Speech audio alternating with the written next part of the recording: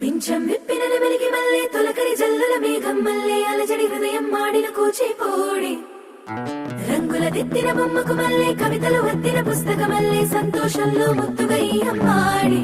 ఆరారు ఋతువుల అందం ఒకటిగా కలిపి వింతలు ఏడు పక్కకు జరిపే కొత్తగా పుంతలు తొక్కెను ఈ అరవిందం అమ్మమ్మో తాండవమాడే కృష్ణుడి నుండి వేణువ గానం తీయగ పండి రాధకు ప్రాణం ముప్పొంగే ఆనందం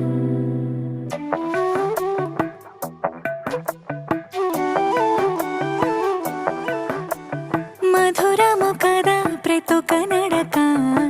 నీతో కలిసేలా తరగని కథ మనదే కనుక